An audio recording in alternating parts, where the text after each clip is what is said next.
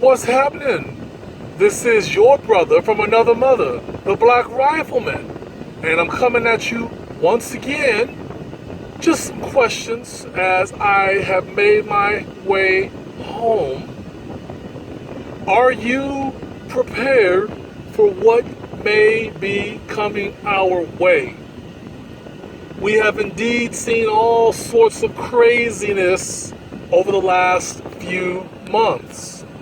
Ladies and gentlemen, do you have the necessary things stored away to provide for your family for the next 2, 3, 6 months, maybe even a year? Have you already put away food? Have you put away water? Have you put away warm clothes and blankets and the means to heat your home over the winter? Do you have a tool to defend yourself and your home? Do you have a trustworthy vehicle with fuel in it that is well maintained, or a means to travel if you should have to leave your home? Are you keeping up on the news with all of the various goings on across the country and around the world? We don't know precisely what is coming our way, but rest assured, if Donald Trump wins in November, the left is going to go crazy. No doubt about it. If Joe Biden wins in November, the left is going to go crazy. No doubt about it. Any way you slice it, I am convinced that this coming election is going to show you a lot of madness. Prepare accordingly. Do you have a power source for your home that you can utilize if the grid goes down or if power is shut down intentionally?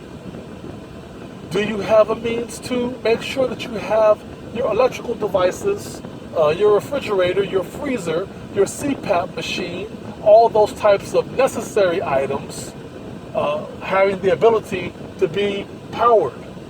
Some sort of generator. Honda makes an excellent inverter generator. Harbor Freight makes a low-budget clone that many also say is an excellent inverter generator. Blue Eddy is making the AC200.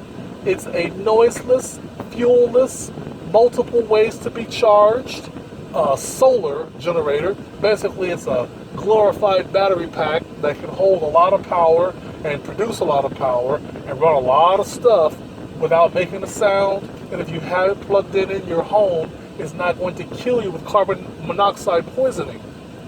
Look into these devices and find some sort of way to make sure you can continue to power your home.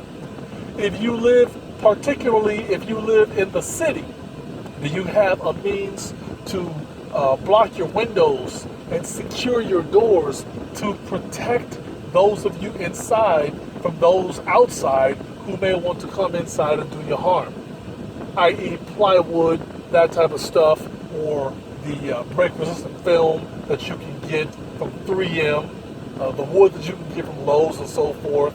If you don't have water stacked away in your home, go tonight and get an RV water hose. They're usually white with a blue stripe, and that color denotes that they are for potable water. A regular water hose may give you a little bit of lead. I spent my entire life drinking out of those water hoses, and I'm okay. So, do as you may. But if that concerns you, get that white blue hose, put it onto a spigot at your house, and fill up as many sanitizing clean containers as you can to put away enough water. I'm talking about a gallon and a half a day minimum, right? Per person in your house. It's recommended you should have 2 gallons a day minimum. That gives you a gallon to drink and a gallon to do hygiene or other things with every day. So if you got a household of 4 people, that's 8 gallons a day, which means you want to have 240 gallons of water put away inside your home for a month water supply for 8 people, if my math is right. Please correct me if I'm wrong on that. My man, Ethical Preparedness, mentioned on his channel that comfort foods were big on the list of individuals or I think it was his list. There were some of them just that he interviewed, but he mentioned comfort foods. Look, the beans and the rice and all that stuff. I love beans and rice, especially black beans and rice. Delicious. I love Spam. I love 99% of what's in my pantry. I can eat it every day, but I prefer fresh food whenever I can have it. Make sure you have those things in your pantry that you actually want to eat. The last thing you want is to be mad because your food tastes nasty when you got other things that you should be more concerned about. Have you started a garden? I know the winter is upon us. As a matter of fact, we're in October. It's cold in some parts of this nation already. If you live on the West Coast like I do, it's still warm, but every day is getting cooler, and by the end of October, we will see rain and cold in the part of the state that I live in. Do you have a garden, though? Because guess what?